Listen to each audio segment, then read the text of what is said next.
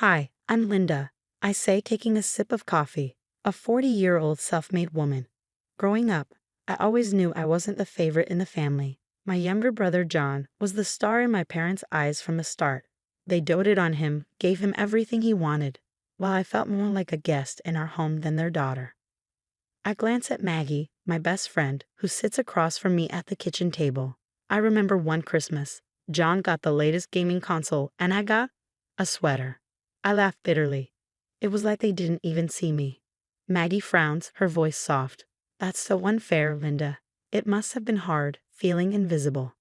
It was, I say, my eyes drifting to the quiet street outside. That's why I left as soon as I turned 18. I knew I had to build something for myself. And I did. I smile, remembering the years of hard work. Every paycheck, every promotion, I saved and climbed my way up. This house, I gesture around, it's modest, but it's mine. It's proof I can stand on my own. Meanwhile, John's life couldn't be more different. Despite all the coddling, he dropped out of college, drifted from one failed venture to another. Now, jobless and with children from different partners, he's moved back in with our parents, relying on their constant bailouts. Maggie shakes her head, a mix of sympathy and frustration on her face. Let me guess, they're still making excuses for him. Exactly, I sigh, the familiar bitterness rising in my chest. It's always about how John needs more help, more chances. They never stop to think that maybe it's their endless rescuing that's kept him from growing up. Our conversation is interrupted by the ringing of my phone. I glance at the screen. It's Mom. I brace myself before answering, already knowing what this call is about. Linda, we need to talk about John. Mom begins, her voice tense. He's gotten himself into trouble with child support. He owes over $3,000, and if he doesn't pay, he could go to jail. And you're calling me because I ask, though I already know the answer. We need your help, Linda, she pleads. We've done everything we can, but we're out of options. I feel that old pang of resentment. So you want money. It's not just money, Mom counters, desperation creeping into her voice. It's your brother's freedom. I take a deep breath, the weight of years of being second best pressing down on me. Mom, I've worked hard for everything I have. John has never had to struggle because you've always cleaned up his messes. There's a heavy pause, thick with unspoken accusations and disappointments. Are you really going to let your brother go to jail? Mom asks, her voice a mix of guilt-tripping and hope. I'm sorry, Mom, but I can't. I won't. My decision is clear, my voice firm. John needs to face the consequences of his actions. I have my own life, my own responsibilities. The call ends with a strained goodbye, leaving me with a swirl of emotions, anger, relief, and most of all, a sense of peace for finally standing my ground. Maggie reaches over, squeezing my hand in silent support.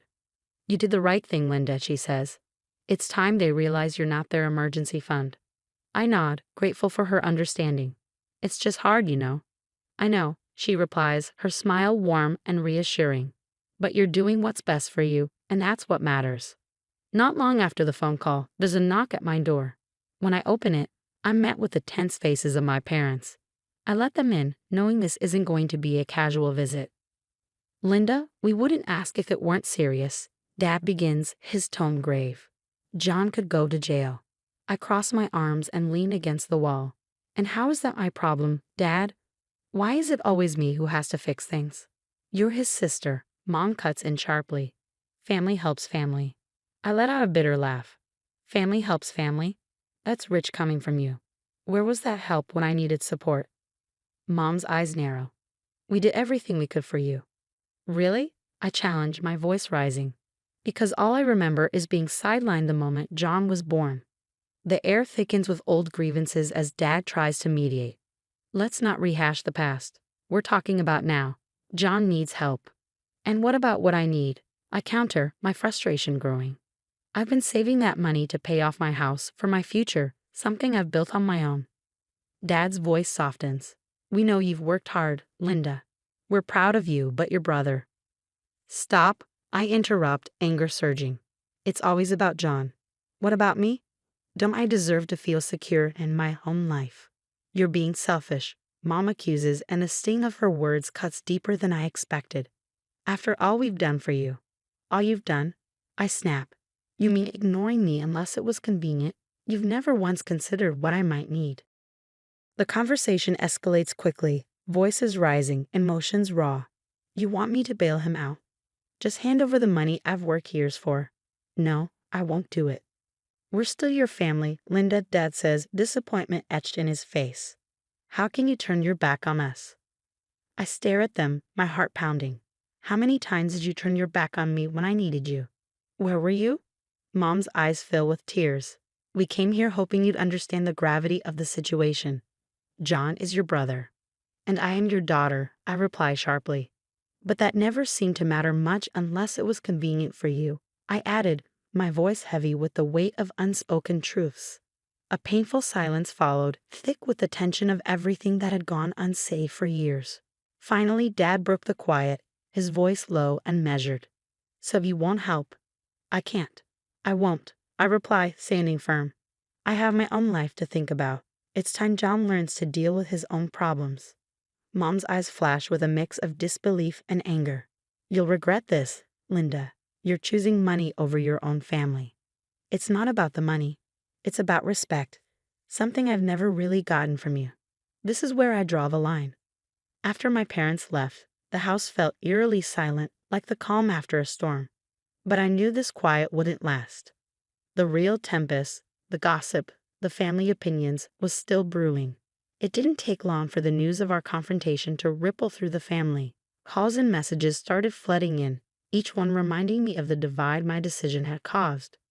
Some relatives were quick to criticize, echoing my parents' disappointment. How could you refuse to help your own brother? One aunt scolded over the phone, her words sharp and laced with judgment, meant to guilt me into reconsidering. But amid the disapproval, there were also voices of support. Maggie, ever steadfast, rallied our circle of friends. You did what was right for you, Linda. Don't let anyone make you doubt that, she reassured me during one of our late-night chats. Then there was my cousin Lucas, a distant relative who had always seemed to understand the family dynamics better than most. One evening, I received a text from him. I heard what happened. It's about time someone stood up to them. His support was unexpected, but welcome. A reminder that I wasn't alone in recognizing the toxic patterns that had plagued our family for years. As the days turned into weeks, the initial barrage of calls and messages began to wane, but the tension within the family lingered. I attended a family gathering knowing well the kind of reception I might face. Walking into the room felt like stepping onto a battlefield. Eyes tracked my every move, and whispers barely concealed themselves throughout the event. Lucas stayed by my side, his presence a quiet pillar of strength. You're handling this better than most would, he mentioned as we stood off to the side, away from the crowd. I have to, I replied, for my own peace. In the weeks following the family gathering, I focused on building a healthier, more balanced life. I knew that maintaining the boundaries I had set with my family would be crucial, not just for my peace of mind, but for my own growth.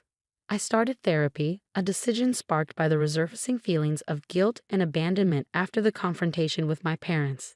Sitting in a therapist's office, I opened up about my childhood, the favoritism, the neglect, and how it had shaped my relationships. It sounds like you've always been the responsible one, the one who had to take care of herself, my therapist noted, her voice gentle but probing. That's exactly it, I said, the realization dawning on me. And when I finally said no, it felt like I was breaking some unspoken family rule. We often internalize these roles, she explained, but breaking free from them can lead to significant personal growth.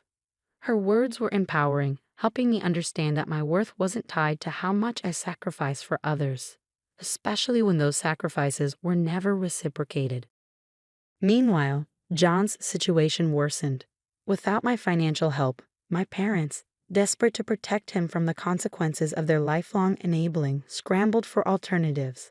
They tried setting up fundraisers, reached out to distant relatives, and even considered taking out loans. I heard about their struggles through Lucas, who kept in touch regularly. They're really doing everything they can to avoid letting John face the real consequences, he said during one of our calls. One afternoon, I met Maggie for lunch at a cozy cafe, a small haven from the bustling city. We talked about everything from work to personal growth. But inevitably, the conversation turned back to my family. You seem different, Jess, Maggie observed, her eyes thoughtful. more at peace. Maybe, I smiled, feeling the truth of her words. I am. It's been tough, but setting these boundaries has been one of the best decisions I've ever made. I'm finally prioritizing myself. That's wonderful to hear, Maggie said, her smile wide and genuine. You deserve this peace, Jess. You've earned it. Months have passed since I firmly established boundaries with my family, and life has gradually settled into a new, healthier rhythm.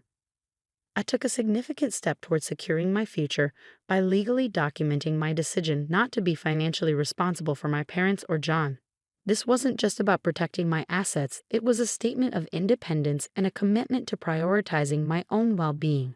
Despite these safeguards, news of John's ongoing struggles and my parents' worsening financial and health issues still made its way to me, mostly through Lucas, who remained my connection to the family dynamics without pulling me back into old, unhealthy patterns. One evening, I hosted a small gathering at my home. The room was filled with warmth and laughter, a stark contrast to the family gatherings I used to dread. Surrounded by the friends and allies who had supported me through my hardest moments, I felt immense gratitude.